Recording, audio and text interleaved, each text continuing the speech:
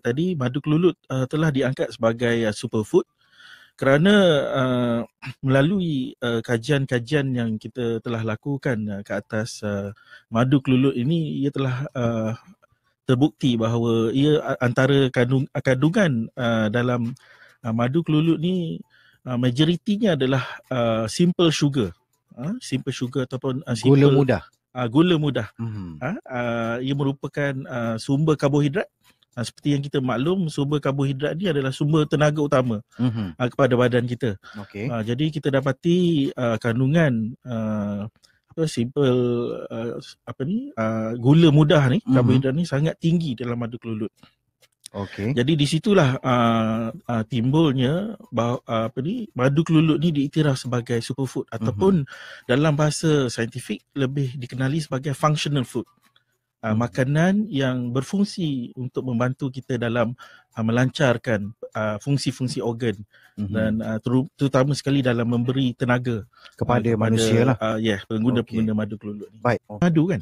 Sebab bagi saya madu ni more kepada penggunaan harian untuk mengekalkan kesihatan yang baik, menstabilkan imuniti badan. Sebab kalau kita tengok madu kelulut ni rasa dia agak masam kan. So masam tu sebenarnya menunjukkan kehadiran asid, terutamanya asid ascorbic ataupun asid citrus acid etc. Because at the end of the day itulah penanda antioksidan hadir dalam madu kelulut. Kajian saya menunjukkan kalau kita bandingkan madu kelulut dengan kajian saya menunjukkan kalau madu kelulut ni yang kita tengok Go ahead doktor. Sebab kalau madu kelulut ni contohnya, kalau madu kelulut dibandingkan dengan manuka, jadi kita nampak terdapat peningkatan ataupun terdapat it's actually better than some produk manuka yang ada di pasaran. Sebab kadang-kadang kita tengok orang ramai duk beli manuka ni, orang ramai duk beli madu dekat supermarket etc. They don't really realise that madu tu sebenarnya ada yang fake satu, ada yang tengok madu tu high in sugar content. So madu tu sometimes memang obviously kalau madu daripada supermarket yang besar ni ialah madu manuka lah, di mana diimport daripada New Zealand, Australia. So I think it's important for masyarakat kita untuk tahu berkenaan madu kelulut lah, sebab madu kelulut ni pun dia punya antioksidan level is actually memang lebih sedikit daripada madu manuka yang di pasaran. Wow. Itu berdasarkan kajian doktor. Ini satu pendedahan daripada Dr. Rajita sendiri malam ni. Kajian saintifik yang kita tengok kalau macam sebab kita buat antioksidan level ada pelbagai ujian. So ada yang manuka tinggi, ada yang kelulut menang, ada yang ni. Tapi kesimpulannya kalau kita tengok in terms of protection of the cell, kelulut menang. Sebab kelulut ni dia ada diversity of antioksidan. Jadi maksudnya walaupun antioksidan manuka tu mungkin agak tinggi, tapi dia tak boleh untuk protect the cell.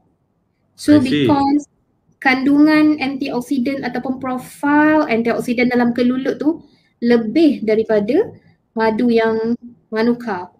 Jadi berdasarkan kajian saintifik yang telah kami lakukan dalam makmal, menunjukkan madu kelulut adalah tinggi kandungan antioksidan, juga mampu untuk melindungi sel daripada kerosakan oksidatif. Jadi sebenarnya in relation to COVID-19, bukanlah nak dikatakan madu kelulut boleh mencegah COVID-19, tetapi ia boleh dijadikan satu sumber makanan tambahan untuk kita meningkatkan sistem imun dan juga untuk kita protect ourselves from the jangkitan virus. Jadi secara asasnya madu kelulut ni telah dikenali sebagai superfood pada tahun 2016 and then pada tahun 2019 kita jumpa satu bahan unik yang tak ada dalam makanan lain, iaitu sejenis gula trihalulose. Gula ni jadi komuniti saintifik sedang mencari bagaimana uniknya lebah kelulut boleh hasilkan gula tersebut, yang mana ianya dikategori sebagai gula yang glycemic index dia rendah. Jadi dia selamat, kita kata dia tidak memudah meningkatkan gula gula dalam darah lah. So itu keunikan dia. And of course dia ada bahan-bahan lain yang menjadikannya antioksidan yang tinggi, vitamin-vitamin yang tinggi, dan asid amino yang datang daripada polen-polen yang lebah kumpul tu. Ada sekali dalam madu ini menyebabkan ia satu nutrisi lengkap. Yang untuk kita kata bekalan kita seharian tu memang kita kata bagus untuk kita amalkan. Jadi masam manis. Tapi madu kelulut ni memang di negara tropika, terutamanya seperti Malaysia ni, kita punya kelembapan udara tinggi, maka dia menyerap masuk dalam madu tersebut dan mengaktifkan penapaian oleh mikrobial baik dalam tu, menghasilkan cuka semula jadi, menyebabkan dia rasa secara semula jadi. Jadi ia menjadi satu kita kata keunikan asli dari Malaysia. Tikus tua, kalau manusia ni umurnya lebih kurang 65 ke 70 tahun. Apa berlaku kalau kita makan madu kelulut atau produk madu kelulut yang tinggi asid fenolik? Apa berlaku? Apa berlaku ialah bila kita tua, enzim antioksidan dalam darah dia menurun. Dengan kita mengamalkan produk madu kelulut ataupun madu kelulut sendiri, enzim antioksidan tadi akan meningkat lebih tinggi daripada tikus muda.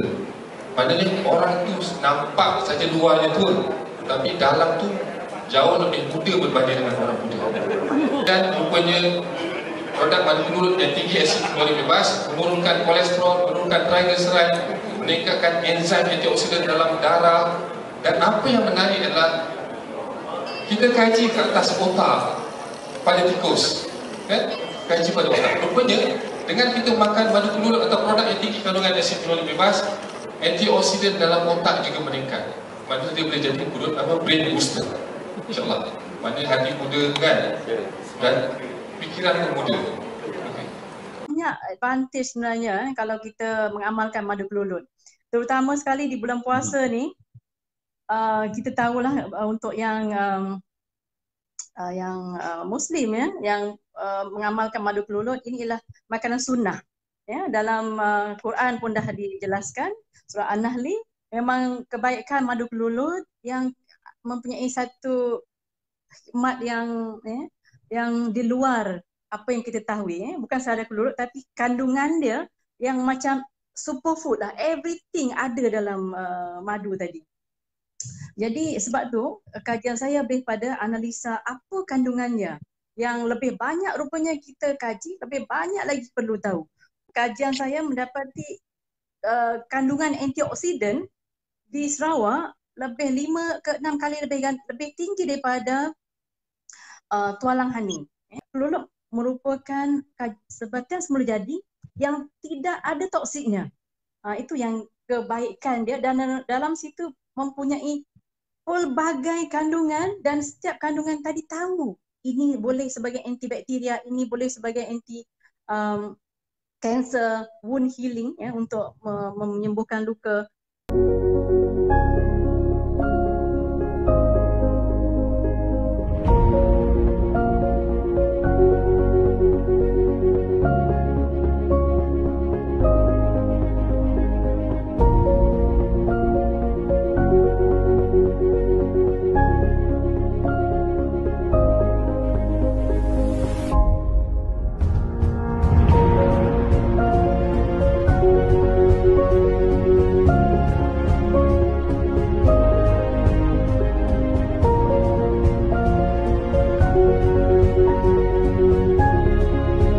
Sebenarnya kita menggunakan roti lebah yang tidak dimanfaatkan sepenuhnya sebelum ini.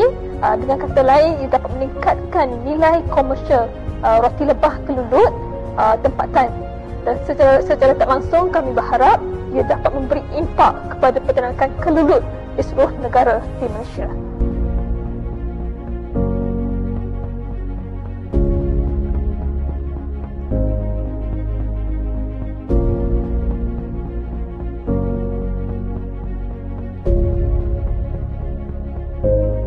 Pada tahun 2016, saya dapat idea untuk menghasilkan bar tenaga, memberi tenaga segera, dalam masa yang sama turut memberi nutrisi kesihatan kepada badan manusia.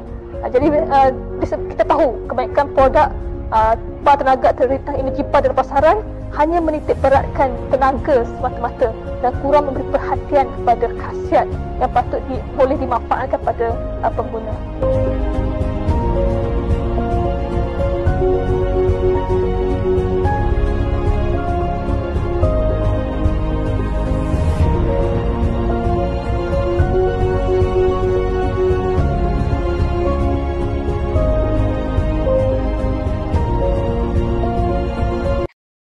So, Etamax ini adalah kombinasi yang dihasilkan di antara kebaikan yang ada pada tongkat ali dan juga kebaikan yang ada pada madu kelulut, dan diharapkan daripada kombinasi ini akan membantu memberikan satu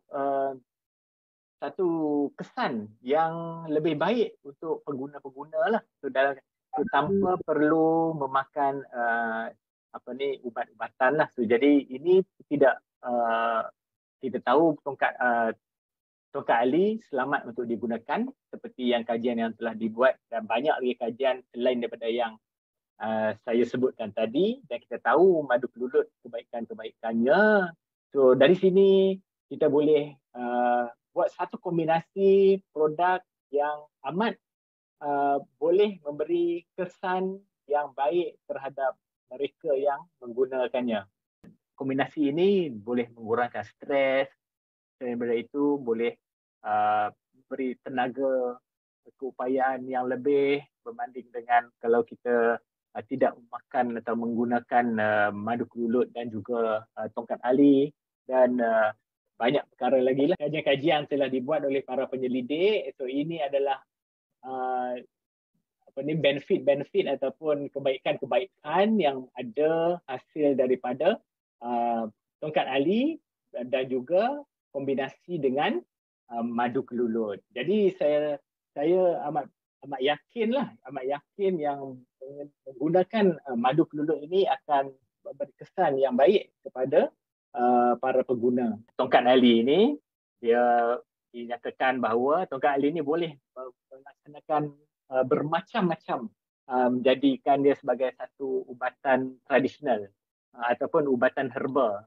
Okay? Yang mana kita tengok daripada senarai-senarai, ini contoh yang saya sebutkan, dan ada kajian contohnya untuk testosteron, hormon yang dihasilkan di dalam badan, terutama kepada lelaki, dan juga daripada testosteron ini akan meningkatkan tenaga dalaman untuk lelaki.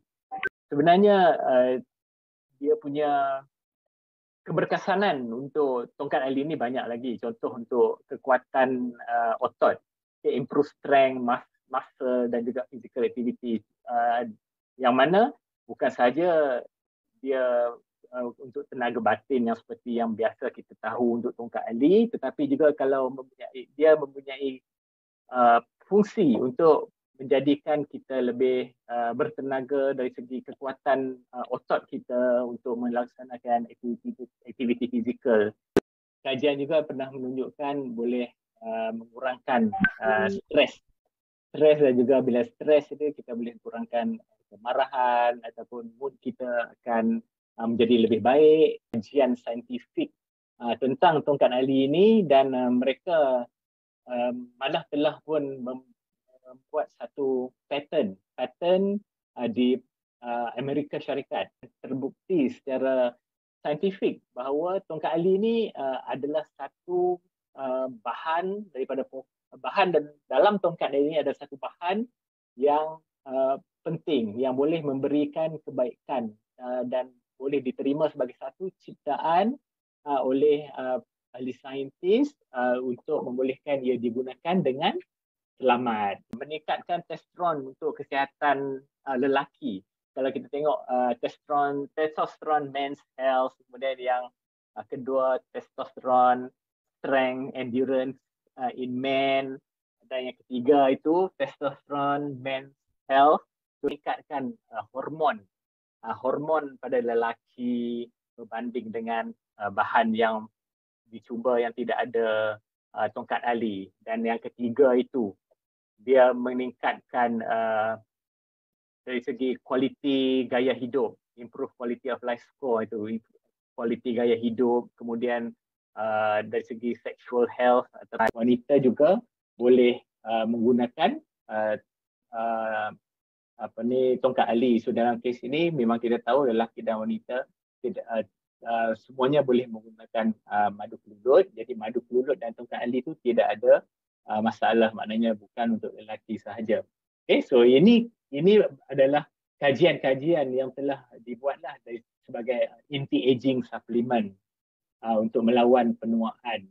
Kemudian seperti yang saya sebutkan tadi, dia untuk mengelakkan ataupun membantu promote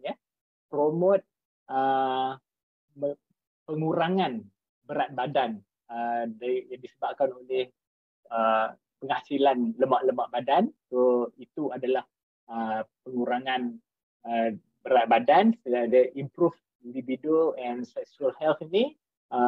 Kebiasaannya dikaitkan dengan lelaki, tetapi sebenarnya dia juga boleh memberi kesan kepada wanita. Apakah Etamax ni memberikan kesan sampingan yang negatif terhadap kesihatan pengguna, Prof? Kalau ikut kajian yang contoh yang saya tunjukkan tadi, memang kajian yang dah dibuat terhadap test subjek ataupun bahan ataupun subjek yang adalah manusia sendiri dekat kidney memang tunjuk tak ada efek. Jadi daripada kajian-kajian yang telah dibuat memang telah terbukti tiada kesan sampingan terhadap manusia dan tongkat ali ini adalah selamat untuk digunakan